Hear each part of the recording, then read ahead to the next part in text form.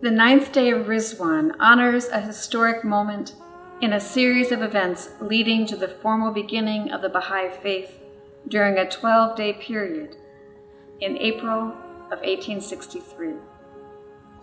Following Baha'u'llah's arrival in Iraq 10 years earlier as an exile and prisoner from Iran, he had gradually established warm relations with the ordinary people of Baghdad, as well as with notables of all sorts, Ottoman officials, clerics, and Persian pilgrims and exiles. He had become the generally recognized leader of the Baha'i community. Baghdad was close to the Iranian border, and the Iranian authorities feared that Baha'u'llah would use his growing prestige to threaten their government. The Persian ambassador in Istanbul therefore demanded that Baha'u'llah be removed from Baghdad and summoned to Istanbul. Baha'u'llah consented to go accompanied by his family and a number of attendants. The next few weeks were exceptionally busy. Baha'u'llah revealed a personal tablet for every one of his friends in Baghdad, adults and children alike, writing for them in his own hand. He received innumerable visitors and made the practical preparations necessary for the caravan journey. The arrangements required for the journey of several months were extraordinarily demanding. Baha'u'llah suggested moving across the river into the garden of one of his friends, and there with his eldest son, Abdul-Baha, received the visitors, freeing the household from the turmoil of people and allowing the family to pack. Abdul-Baha has described how upon his arrival in the garden, Baha'u'llah declared his station as the messenger of God for this day and announced with great joy the inauguration of the Festival of Ridvan. On that same day, the river overflowed, and only on the 9th day was it possible for his family to join him in the garden.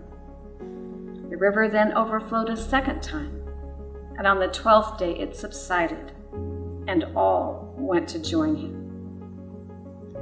Baha'u'llah departed from the Garden of Ridvan at noon on May 3rd, 1863, greeted by throngs of people, believers and unbelievers alike, sobbed and lamented. The chiefs and nobles who had congregated were struck with wonder. Emotions were stirred to such depths as no tongue can describe, nor could any observer escape the contagion.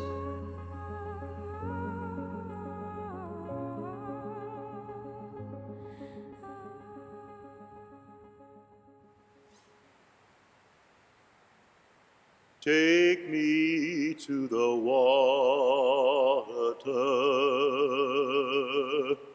Take me to the water. Take me to the water and baptize me. One for Baha'u'llah, one for the Bab, one for Abdul-Baha,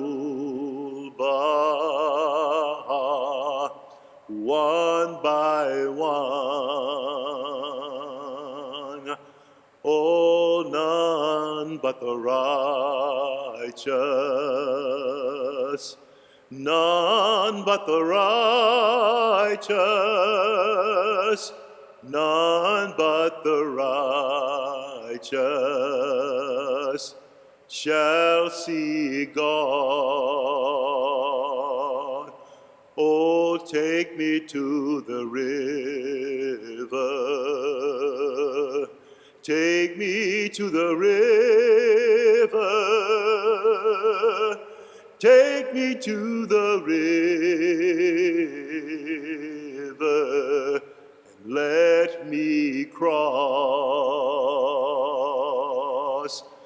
Take me to the garden. Take me to his garden. Take me to his garden and baptize me. Oh, take me to the water.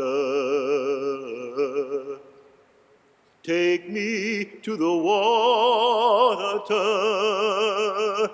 Take me to the water and baptize me. One for Baha'u'llah, one for the Bab, one for Abdul Baha, one by one. Take me to his garden. Take me to his garden. Take me to his garden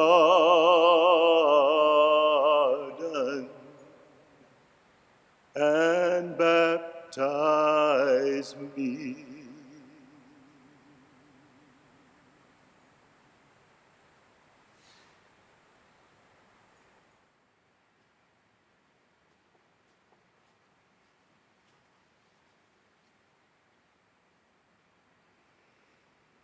He is the ever-abiding.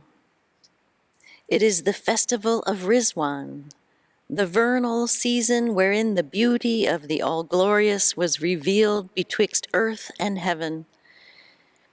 In this wondrous day, the gates of paradise were flung open before the faces of all people, at the behest of Him who is the All-Praised, and the outpourings of divine mercy rained down from the clouds of celestial favor upon his countless embodiments and manifestations in the world of being.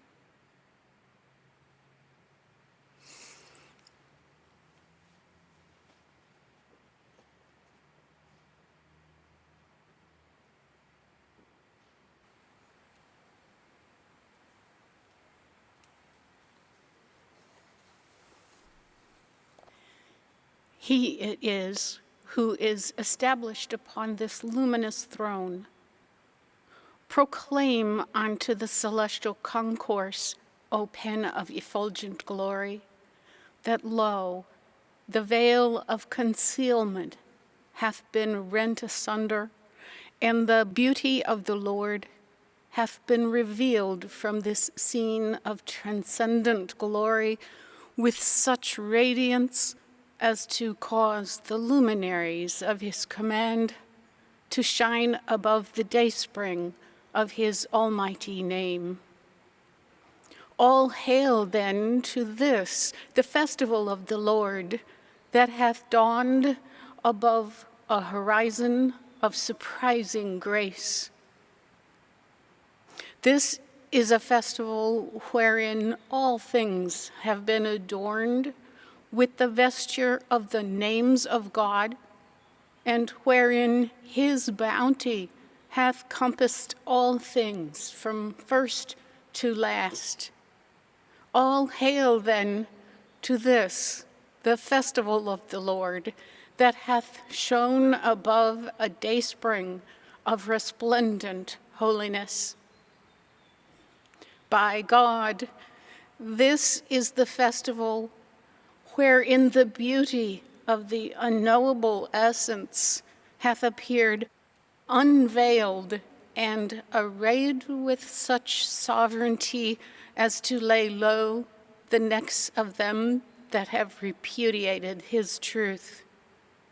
All hail then to this, the festival of the Lord, that hath appeared with supreme dominion.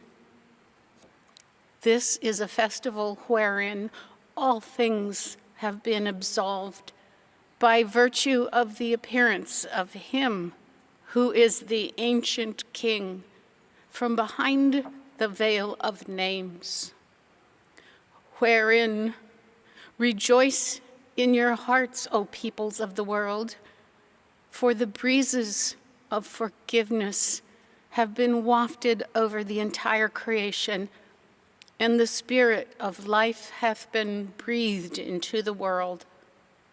All hail then to this, the festival of the Lord, that hath appeared above a dayspring of resplendent holiness.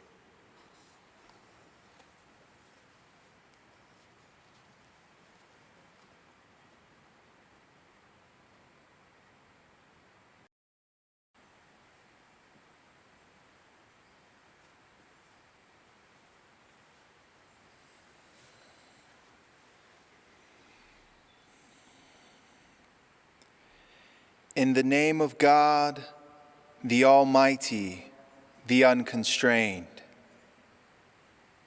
Praise be to thee, O my God, for having gathered together thy loved ones to celebrate thy most great festival, whereon thou didst shed the splendor of thy most excellent names upon all who are in heaven and on earth. The festival wherein the day star of truth hath shone resplendent above the horizon of thy will, and the ancient King ascended the throne of thy mercy. This is the 9th day of Rezvan, O my God, and on this day one of thy loved ones hath, as a token of his love for thy beauty, and in the eagerness of his devotion to thee, invited him who is the manifestation of thyself and the dayspring of thy glory, to leave his room in the prison for another. There he hath spread before thy presence such of thy gifts as he hath been able to provide, notwithstanding that the people had plundered all his possessions and the possessions of others among thy loved ones. O Lord, since thou hast gathered them round thee and aided them to attain this surpassing grace, endue them with constancy in thy cause, and bind their hearts together in such wise that no differences may arise in their midst. Grant then that they may guide all people unto this luminary, the like of which the eye of creation hath never beheld, and which standeth peerless in the realms of the seen and the unseen.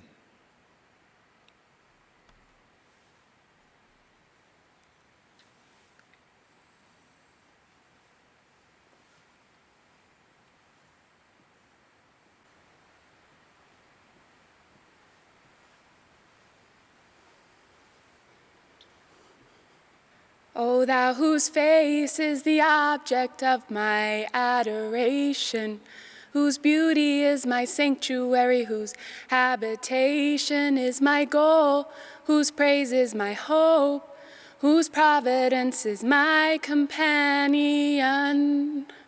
O thou whose face is the object of my adoration, whose beauty is my sanctuary, whose habitation is my goal, whose praise is my hope, whose providence is my companion.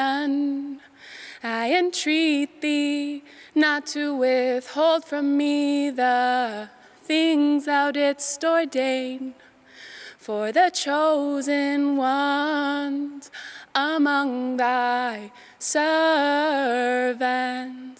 Supply me then with the good of this world and of the next. Supply me then with the good of this world and of the next. The next, O thou whose face is the object of my adoration, whose beauty is my sanctuary, whose habitation is my goal, whose praise is my hope, whose providence is my companion.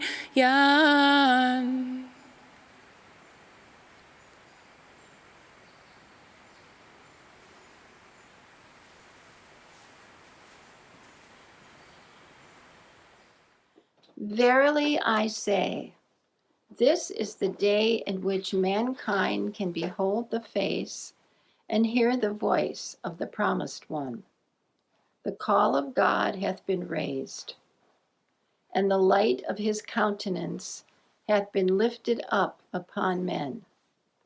It behooveth every man to blot out the trace of every idle word from the tablet of his heart, and to gaze with an open and unbiased mind on the signs of his revelation, the proofs of his mission, and the tokens of his glory.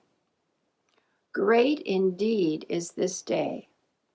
The allusions made to it in all the sacred scriptures as the day of God attest its greatness. The soul of every prophet of God, of every divine messenger, hath thirsted for this wondrous day. All the diverse kindreds of the earth have, likewise, yearned to attain it. No sooner, however, had the day star of his revelation manifested itself in the heaven of God's will, than all, except those whom the Almighty was pleased to guide, were found dumbfounded and heedless. O thou that hast remembered me, the most grievous veil hath shut out the peoples of the earth from his glory, and hindered them from hearkening to his call. God grant that the light of unity may envelop the whole earth, and that the seal, the kingdom is God's, may be stamped upon the brow of all its peoples.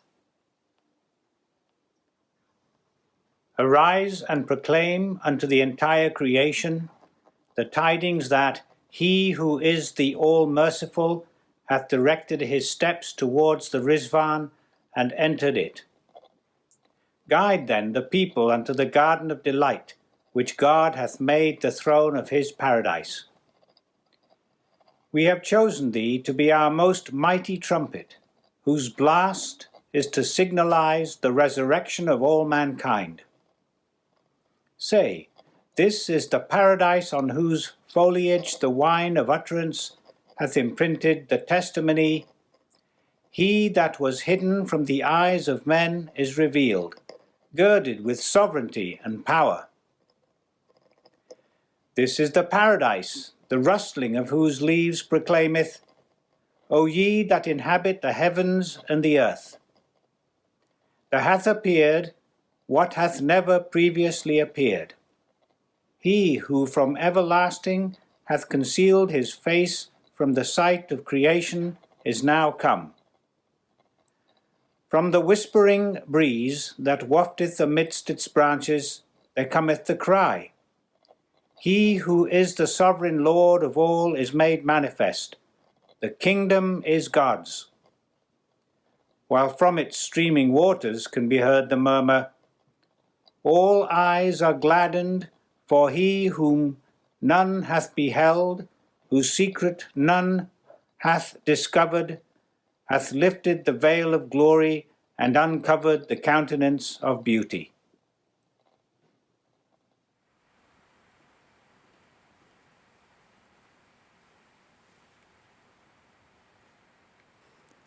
O dwellers of my paradise,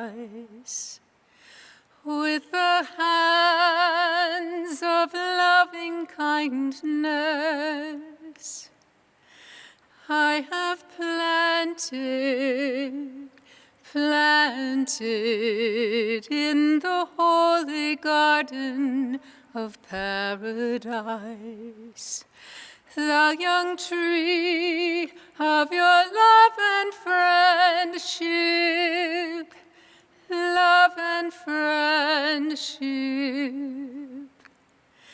and have watered it with the goodly showers of my tender grace. Now that the hour of its fruiting has come, strive that it may be protected protected, and be not consumed with the flame of desire and passion.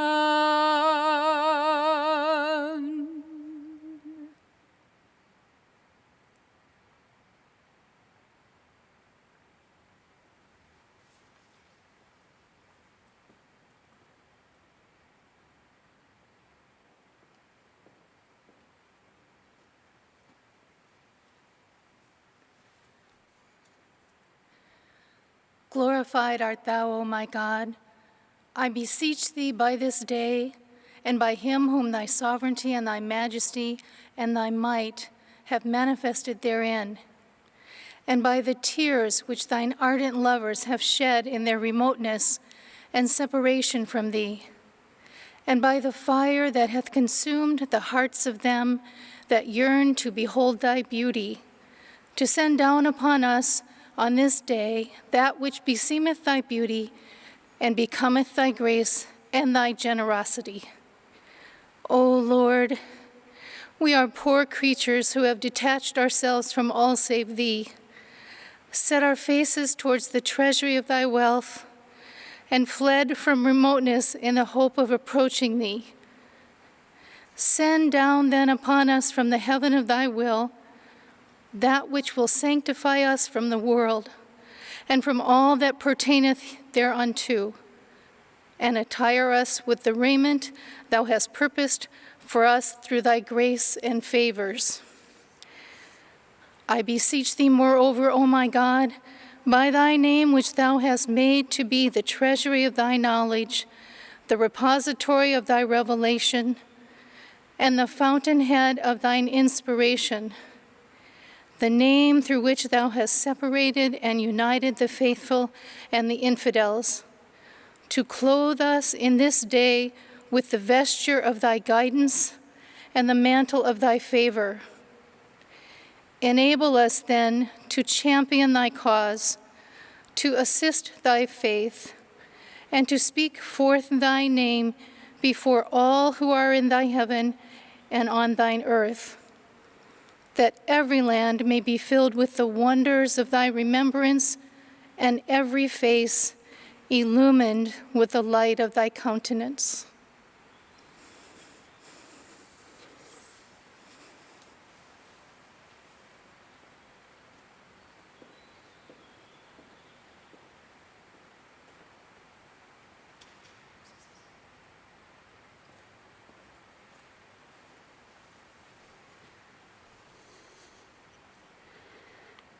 Hear me, ye mortal birds. In the rose garden of changeless splendor, a flower hath begun to bloom, compared to which every other flower is but a thorn, and before the brightness of whose glory the very essence of beauty must pale and wither. Arise, therefore, and with the whole enthusiasm of your hearts, and with all the eagerness of your souls, the full fervor of your will, and the concentrated efforts of your entire being, strive to attain the paradise of his presence, and endeavor to inhale the fragrance of the incorruptible flower, to breathe the sweet savors of holiness, and to obtain a portion of this perfume of celestial glory. Whoso followeth this counsel will break his chains asunder, will taste the abandonment of enraptured love, will attain unto his heart's desire, and will surrender his souls into the hands of his beloved. Bursting through his cage, he will, even as the bird of the Spirit, wing his flight to his holy and everlasting nest.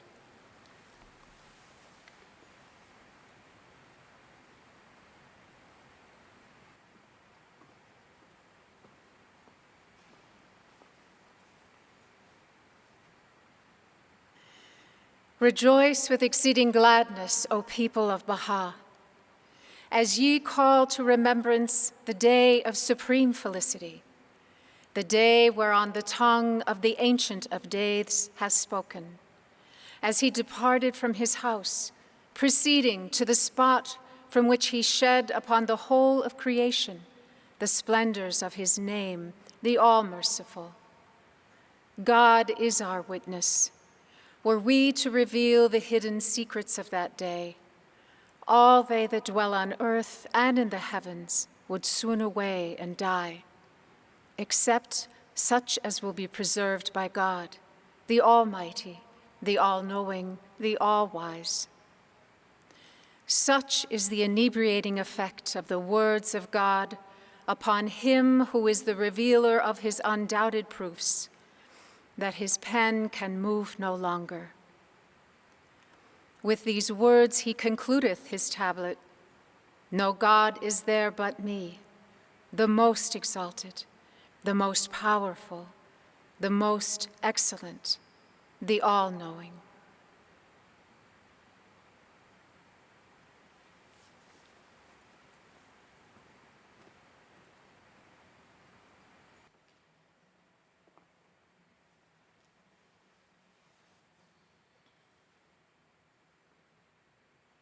Hear me, ye mortal birds,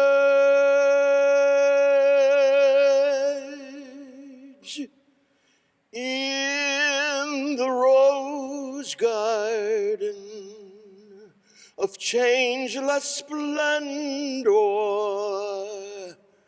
a flower hath begun to bloom,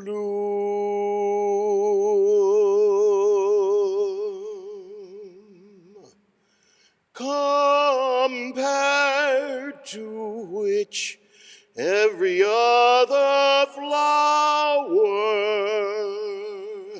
is but a thorn.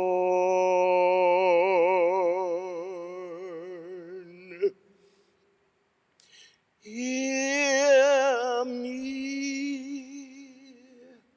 ye mortal birds,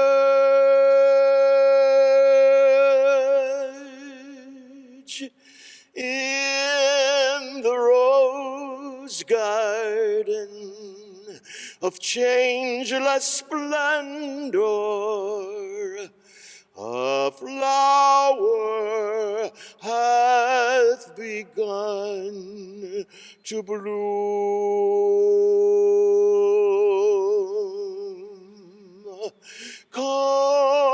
compared to which every other flower is but a thorn.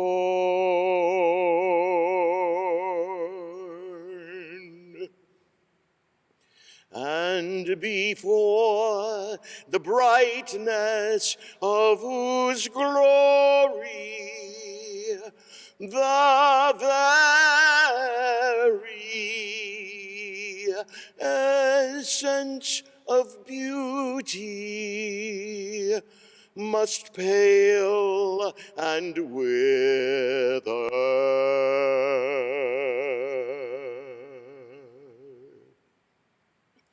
Arise, arise,